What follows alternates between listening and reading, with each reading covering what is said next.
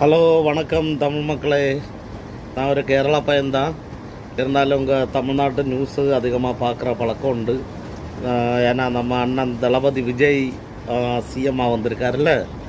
அப்போது இந்த விஜயை ரொம்ப பேராக வேட்டையாடிட்டு இருக்காங்க. எப்படின்னா என்னதான் சொல்ல, விஜய் மேலே சொல்கிறதுக்கு எதுவுமே கிடையாது. இருந்தாலும் கற்பனை பண்ணி இந்தா இருக்கானே இந்த சீமானுங்க, இந்த சீமாவனோட கூட்டாளிங்களும் சீமாவனோட தம்பின்னு சொல்லி ஒருத்தர் இருக்கான். இவனுங்க என்ன தான் பேசுகிறான்னு பழைய காலத்தை தத்துவங்களை எல்லாம் அப்பப்போ எடுத்து விட்டு பேசிக்கிட்டே இருக்குவான்.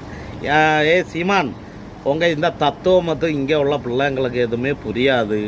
அவங்க அது வச்சு எதுவுமே உங்களுக்கு ஆட்சியை தரமாட்டாங்க. ஏன் நீங்கள் வந்தால் மட்டும் நீங்கள் கிழிக்குவீங்கன்னு நீங்கள் சொல்கிறீங்க? நீங்கள் என்ன தான் வந்து கிழிக்குவீங்க?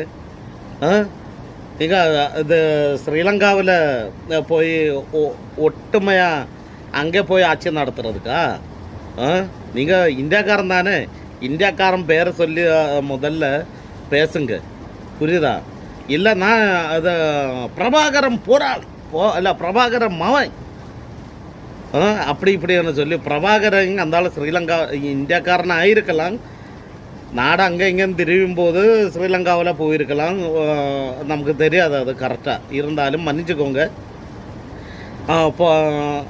பிரபாகரன் ஒரு போராளி தான், நமக்கு அது தெரியும். ஆனால் போராளி அது போராடிட்டு போயாச்சு.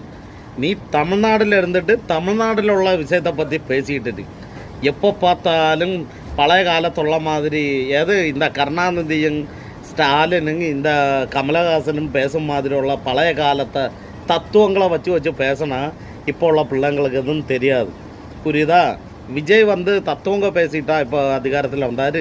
நீங்கள் ரொம்ப அந்த ஆளை வலிச்சு கீழே தாத்துறதுக்கு இது பண்ணிட்டீங்கல்ல. நீயும் சினிமாவில் இருந்து தானே வந்தேன். சினிமாவில் இருந்து யாரும் என்ன ஆட்சிக்கு வரக்கூடாதா? தமிழ்நாடு உனக்கு ஆள்றதுக்காண்டி ஆட்சியை தந்தா நீ தமிழ்நாடை என்ன சுத்தமாக படுத்திடுவேன்?